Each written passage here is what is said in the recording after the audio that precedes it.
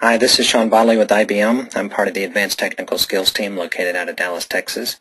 And I'm about to perform a demonstration on how to add additional storage space to an existing volume group in an active PowerHA cluster. Now, this is probably the most common administrative task to be performed in a PowerHA cluster. It is probably also the most common procedure that is performed improperly. So I'm actually going to give a demonstration of a couple of different ways to properly perform this administrative change. First off, let me just show my demo cluster. This is a simple 2-node set up to be a hot standby cluster, with Jessica being the primary node, Jordan being the failover standby node. I have a service address, which really isn't relative to the demonstration. I have two volume groups, Data VG and Demo VG. For Data VG, we're going to just add more space to an existing file system. I'm going to do that through the command line. For Demo VG, we're going to add another physical volume to the volume group. Probably going to perform that one through using SMIT and the CSPOC option, just to show that you can do each one of these procedures both through the supported CLI and through CSPOC, and then after that we may add another logical volume through SMIT for Demo VG as well.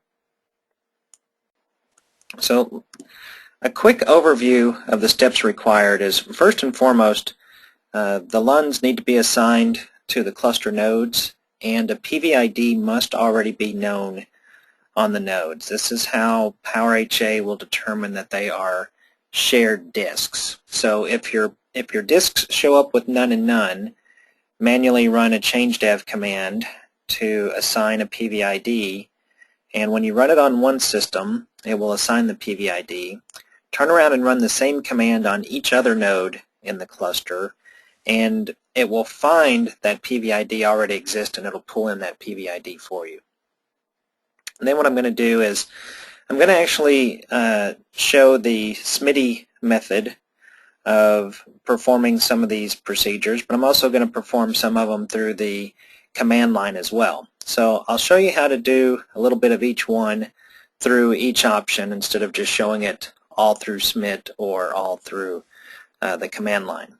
When you use these particular methods, it's the supported best practice way of performing these changes, because you don't have to manually do anything on the other nodes of the cluster to update it. Now, the second to last bullet on here is a common issue we run into. One, I said, is this is the most common administrative procedure. Two, it's also the most common administrative procedure that's not done properly. So if, by chance, our AIX administrator made an LVM-related change in what I like to call a non-cluster aware fashion by using the standard AIX commands, then the volume group information needs to be updated on each node in the cluster. And a very simple way to do that is you can go into the Change Show Resource and Attributes for a Resource Group screen, and there's a field in the list that says Automatically Import Volume Groups. It defaults to false. If you will set that to true, as soon as you hit enter, it will perform the operation right then. So you don't even have to synchronize the cluster for that to take effect. You just set it, hit enter, and it will automatically reset itself back to false. So you don't even have to go back and change it. We're not actually going to be demonstrating that because we're going to be using the proper method of maintaining our cluster. Another thing in this particular example is that since we're dealing with an existing volume group that is already a resource in the resource group, technically I'm not making any changes to my resources. So when we perform this operation and we're completed, I don't even have to synchronize the cluster because there's nothing that is technically changed within the cluster.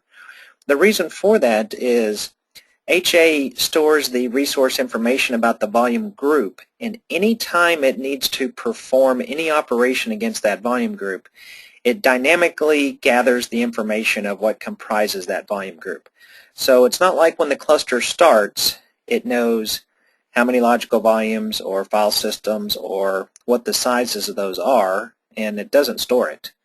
So you can make these changes, and if and when a event occurs, it's not going to impact anything because it's going to generate that list dynamically anyway. So we don't even need to synchronize the cluster. So I'm going to get out of this and now switch over to my test cluster. Okay, so here's my two terminal sessions to my two-node cluster. The pink is the primary node, node Jessica. The green is the standby node Jordan. Here's my cluster status tool, QHA, showing me that the cluster is up and running. Primary node owns the resource group and both volume groups, and Jordan is just playing a standby role. If I click back over on the primary system, I can see both of my volume groups are active in concurrent mode. That's normal. They'll have full read-write access. And what I'm going to do is we're actually going to add more space to the test2 file system. So we can currently see that it has 13 partitions. I will actually show you the same thing on node Jordan. The volume groups are in concurrent mode, but if I look at the characteristics here, they both know the size of the file system is the same. But if I look at just the volume group itself, it says it's active, but it's passive only. That's normal for the standby or failover candidate nodes. But on the primary node, it's in active read-write mode. And that's completely normal.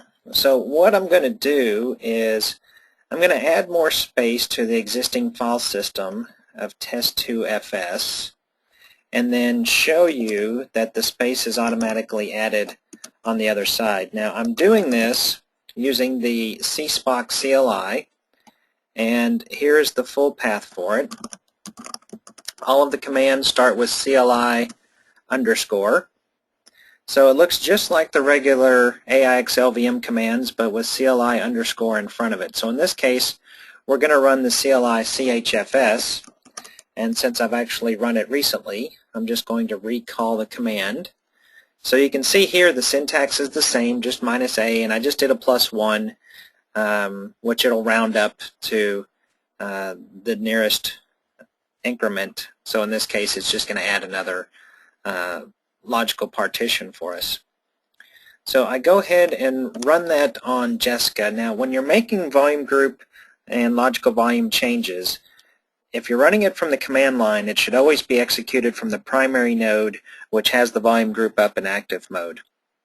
If you actually use the SMIT CSPOC facilities to do the same thing, you can run that from any node in the cluster. It will automatically know where that volume group is active and run it on the appropriate system for you. So I can see that the command already executed on Jessica. So if I check the volume group information again,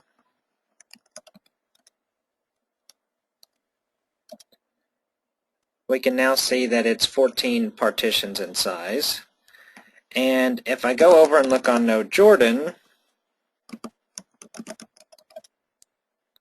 it too knows that it's 14 partitions in size. So that has made the changes on both nodes in the cluster for me. If we would have just ran the regular AIX LVM command, that would not be the case.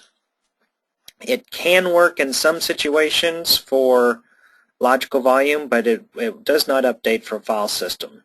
So the moral of the story is the best practice is to always use either the CLI or the SMIT CSPOC function to perform storage maintenance on your cluster. So now what I'm going to do is show that I've got one free disk on each side of the cluster, and I'm going to add that disk into one of our existing volume groups. I'm going to do demo VG, no particular reason other than I just added space to a file system in data VG, so let's choose demo VG this time. So this time I am going to do it through SMIT using the CSPOC, the cluster single point of control screen. And before I do that, I could just run the CLI equivalent you can see up here of CLI extend VG, but I want to show doing a little bit of both. If I'm doing one action only, I may just use SMIT to do it. If I'm doing several changes, if I'm adding a space to a lot of file systems or creating a lot of new logical volumes, and I may even have a script to do a lot of this work for me. If that's the case, you're more likely to want to use the CLI to do so.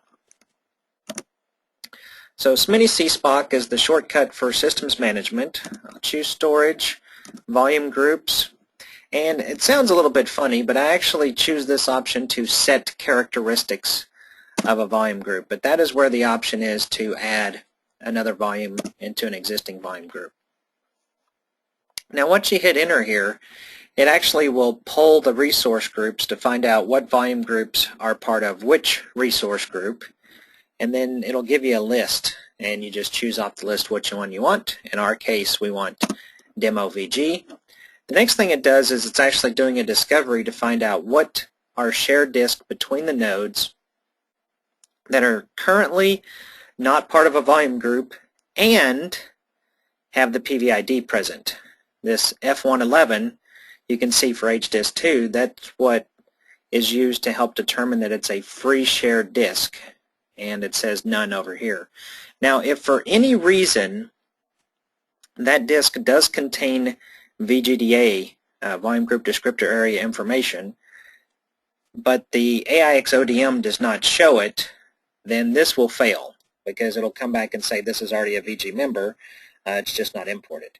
In my case, I know that it's a free disk, and I'm just going to choose it. I don't have to choose any other options on this screen. I'm just going to go ahead and execute it. And adding a disk into an existing volume group is really quite quick. You can see we've already got the OK prompt back. If I look over on node Jordan, we'll see that demo VG has been expanded, and it is activated in concurrent mode, which is what we would expect. So of course, I'm just going to shell out for just a second to show the same thing on node Jessica. And now what I'll do is, let's go create a new logical volume on node Jessica for that new physical volume we just added into the volume group. So I'm going to back up to my first storage menu, go to logical volumes. I'm actually going to go to add a logical volume, and I'm going to choose demo VG.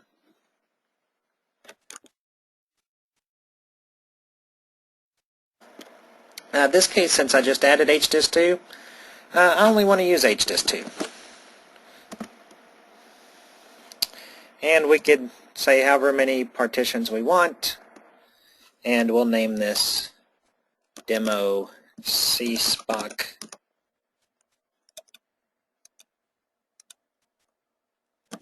LV.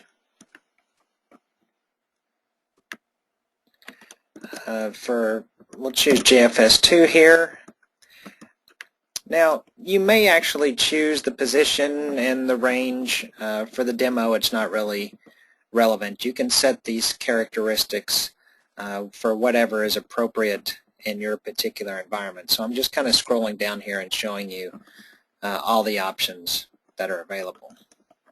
So I'm just going to go ahead and hit enter here.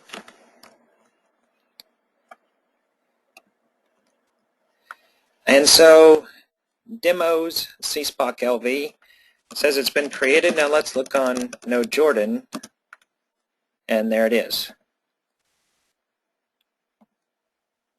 So I have added more space to an existing file system. I have added a new physical volume into an existing volume group, and then I've also added a new logical volume on the new disk, just added into the volume group. So that's, I can also go and create a new file system. It would be the same thing. We could add more space to the logical volume. But this is the overall process. I do it either through the CSPOC CLI, or I do it through the Smith CSPOC menus, and it updates every node in the cluster dynamically. Now, something I mentioned kind of during the intro and overview of this demo is that since these volume groups already exist in a resource group, there is no additional cluster changes I have to make. I don't have to sync and verify the cluster. Everything is fine. The only time when adding more space that I'll need to sync the cluster is if I add a brand new volume group, which will have to be added as a resource into a resource group. And in that case, I have another demo, so look for it on my YouTube channel. Just like the rest of my demos, if you have any questions, comments, suggestions, please feel free to send me an email at sbodley@us.ibm.com. And with that, I will conclude this demonstration.